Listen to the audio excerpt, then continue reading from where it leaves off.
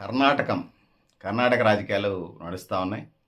ఆ రోజు హైకమాండ్ ఏదైతే ఉన్నదో శివకుమార్ వర్సెస్ సిద్దిరామయ్య దాంట్లో ఇద్దరు బలమైన నాయకులే రాజ్యాధికారంలో తీసుకొచ్చారు దక్షిణ భారతదేశంలోని కర్ణాటక స్టేట్‌లో. 2.5 సంవత్సరాలు సిద్దిరామయ్య, 2.5 సంవత్సరాలు డీకే శివకుమార్ అని. సో 2.5 సంవత్సరాలు అయిన తర్వాత దాన్ని కొనసాగుతా ఉంది. శివకుమార్ మళ్ళీ ముఖ్యమంత్రి కోసం ట్రై చేస్తా ఉన్నాడు.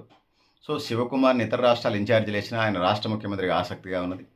ఒకవేళ సిద్దిరామయ్య రిజైన్ చేస్తే ఆయన ఆల్టర్నేటివ్ సమాజ వర్గాలు బీసీ, ఎస్సీ సమాజ వర్గాలకు ఇవ్వాలని చెప్పేసి ప్రపోజల్ పెడుతున్న పరిస్థితిని ఆ విధంగా రాజకీయ ఎత్తుగడల్లో భాగంగా మనకు అనిపిస్తుంది. అట్లా తెలుస్తూ ఉన్నది సిద్దిరామయ్య చేసేటువంటి శివకుమార్ మీద చేసే కార్యక్రమాలు.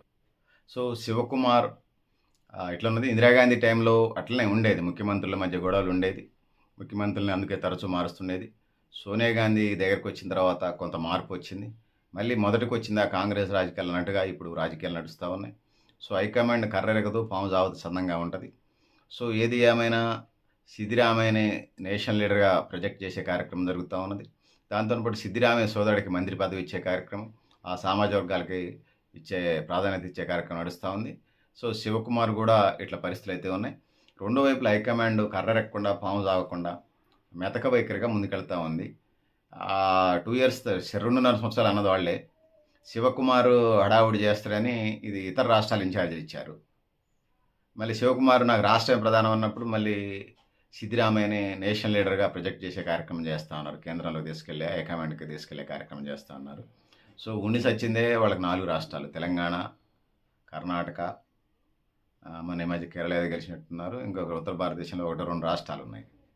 ఈ ఆత్రందానికి మరి ఇది పరిస్థితి. సో భారత రాజకీయాల్లో బీజేపీ కొంత కఠినంగా వ్యవహరిస్తున్నా నిన్న మొన్నటి దాకా వాళ్ళది కూడా కాంగ్రెస్ కల్చర్కి మించి ఏమీ లేదు. మనం ఆమ్ ఆద్మీ పార్టీని కూడా గతంలో చూసాం. పంజాబ్లో కూడా ఇదే కార్యక్రమం, సిద్ధుకి నాన్న వాళ్ళకి సంబంధించిన గొడవలు. సో ఇవన్నీ నడిచాం. పంజాబ్లో అట్లనే వాళ్ళు ప్రభుత్వాన్ని బాగొట్టుకున్నారు. సో ఇట్లాంటి పరిస్థితులన్నీ ఉన్నాయని తెలియజేసుకుంటూ, సో పెద్దలారా, మిత్రులారా, మీరు కూడా మీ అభిప్రాయాన్ని కామెంట్ బాక్స్లో అయినా తెలియజేస్తూ, నేను గరిడేపల్లి సత్యనారాయణ, న్యూ లక్ష్య ఆర్గనైజేషన్.